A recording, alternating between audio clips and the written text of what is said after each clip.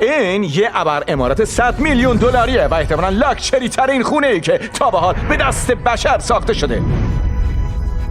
ما قراره زندگی کردن تو این خونه رو با زندگی کردن در این خونه 69 میلیون دلاری که در برابر سونامی مقاومه مقایسه کنیم و بعد برسیم به این قصر 30 میلیون دلاری که پارک آبی شخصی داره و خیلی چیزهای دیگه و در آخر بریم سراغ این خونه تک کاربری $1.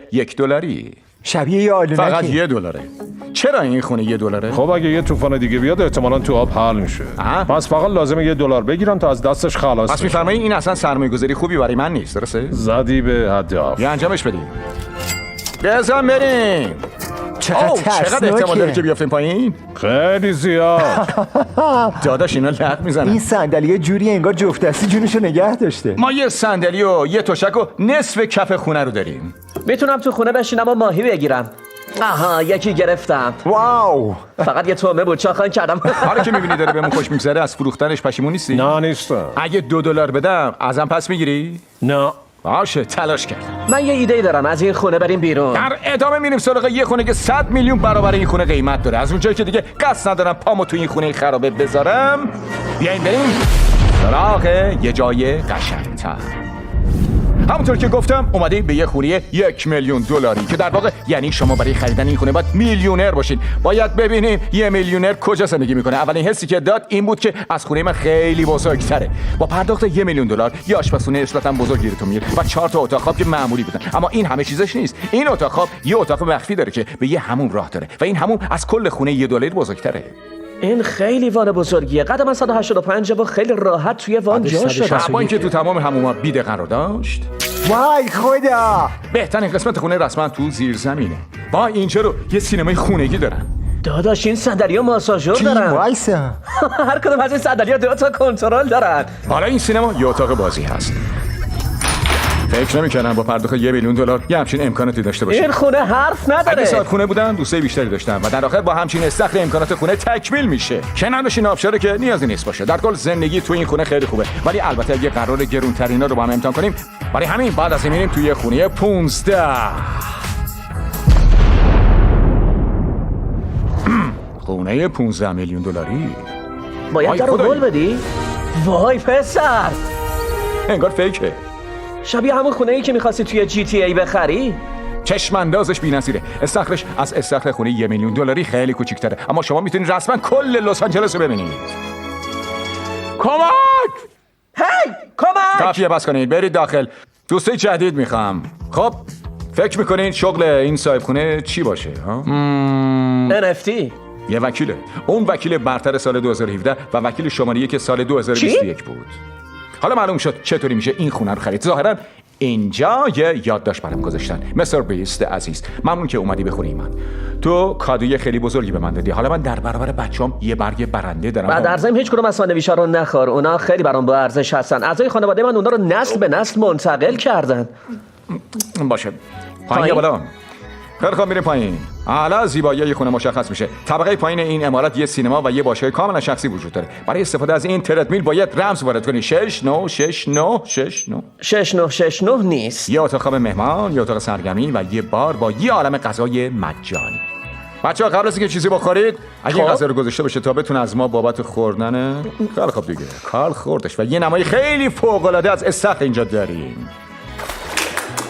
همینه. نولان در پشت صحنه داره برای فیلمبرداری شنا میکنه. فکر نکنم خبر داشته باشه که دیگه ازش فیلم نمیگیری. آره یه بار دیگه انجامش بده. اینجا یه اتاق خواب بزرگ با یه نمای فوق‌العاده داریم. بیا اینجا کار. نخور بگیر. وای نولان اونو بگیر. نکن. بابا اگه پرتشم پایین از همون شکایت میکنم. من که کارمو به شکایت و دادگاه نکشه تصمیم گرفتم بریم اون سر کشور به ماساچوست و خونه $30 میلیون. این مرکب بزرگ 16 تا اتاق خواب و 4 تا ساختمان مجزا داره. تو ساختمان اصلی چند تا اتاق نشیمن وجود داره ولی این یکی بهترین اتاق نشیمن این خونه است. واقعا بزرگه. اینجا کجاست؟ اتاق رئیس جمهور. فکر میکنید چه کتابی به جز کتاب راه رسیدن به ثروت اثر بنجامین فرانکلین بتونیم پیدا کنیم؟ اون لامپو اختراع کرده و یه کتاب نوشته. فرانکلین. فرانکلین دقیقاً چیکار کرد؟ من میخوام این کتابو بخونم. از اتاق نشیمن به اتاق کار که رد بشیم به یه آشپزخونه بزرگ میرسیم که یه هدیه توش بود. صاحب این خونه با درست کردن شمس ثروتمند شده. اون برامون شمعای اختصاصی رو یکی درست بوی کرد. ساحل میده. درسته. چطوری این رو تو شمع درست؟ و بالاترین قسمت ساختمان اصلی این خونه صاحب خونه تونسته یه سکو برای بازی گلف بسازه. برید کنار. اما این در برابر باحال‌ترین قسمت خونه اصلا چیزی نیست. ساختمان بغلی یه گاراژ پر از ماشین‌های خارجی. شبیه گاراژ یه بازی ویدیوییه. اینجا پر از مدلای لامبورگینیه. شبیه شکلات فروشی مخصوص بزرگترا. نکته خوبش اینه که یه گاراژ دیگه هم داریم. دنبالم بیاین. داداش ماشینای اینجا از ماشینای قبلی هم بیشتره. خدای من اونجا باور رو کن اگه ببین. یک از اینا رو نگاه. بدوزیم اون اصلا متوجه نمیشه. چطوری اینا رو خریده؟ من 3 تا از این مدل میخرم. خریدن این همه ماشین خودش یه شغل تمام وقت حساب میاد. اینجا یه راه پله است. خب بذار ببینم به کجا میرسه. اینجا مثل یه کمد پر از ماشینه. زیر اون کاراش یه عالمه ماشین دیگه است. اونا باید یه کلید برق اینجا گذاشته باشن. اینجا 20 تا ماشین است ولی لامپ نداره. ها واو. میشه. واو. یعنی من برای همین اینجا کلید برق نذاشتن. گفتم نمیشه 30 تا ماشین آورده باشن اینجا امکان اما نداره. برق کشی نکرده باشن. حالا اشتباهی منو ببخشید. تمام اتاق این خونه تا حالا عالی بودن. اما اگه اینجا مال من بود هیچ وقت از ساختمون بعدی بیرون نمیرفتم. اینجا فوق العاده است. نمیدونم به چه دلیل عجیب و غریبی. اما کسی که این ساختمون رو ساخته به این فکر کرده که ساختن یه زمین تنیس سرپوشیده ایده خوبیه. یادآوری میکنم که داریم داخل یه خونه تنیس بازی میکنیم. من تنیس بلد نیستم. گروه خلافکارا دنبالم میاد. چی؟ امکان نداره. سالن بازی 2 طبقه. سالن بازی این خونه 20 برابر سالن بازی خونه 1 میلیون دلاریه. واو! اما تمامش این نیست. داداش این خونه همه چیز داره. خیلی خب من از اینجا ما نمیرم. داریم توی یه زمین بسکتبال که توی یه خونه از پینگ پونگ بازی میکنیم. با اولین پرتا. تمام قسمت این خونه 30 میلیون دلاری تا حالا خوب بودن. اما قسمت بعدیه که خاصش میکنه. از پله برید بالا تا به بهترین قسمت خونه برسید. چیزی که قراره ببینید دقیقاً همینجاست. اینجا رو ببینید.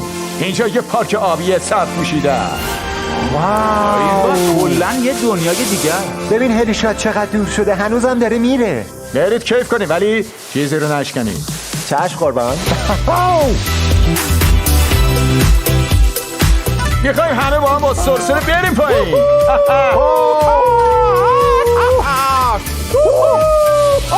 ما تو پارک آبی خوش میگذرونیم. تو خونه بعدی میبینمتون. خبر بعدی اینه که این خونه اون سر کشوره. خبر خوب اینه که اینجا یه ابر امارات 45 میلیون دلاریه. وای خدای من این بزرگترین خونه یکی تو کل عمرم داخلش بودم. نمیدونم این قسمت بزرگ دقیقاً چیه ولی خیلی قشنگه. همونطور که میتونید حدس بزنید قیمت خونه ها رو به افزایشه. دیگه اصلا نمیدونم چطوری باید توصیفشون کنم. واقعا کلمه کم آوردم. این به احتمال زیاد قشنگترین چیزی که من تا حالا دیدم. برای همین به آقای مارک کومان مولتی میلیاردر گفتم کمک کنه. حالتون چطوره؟ سلام. خوشحالم جوان.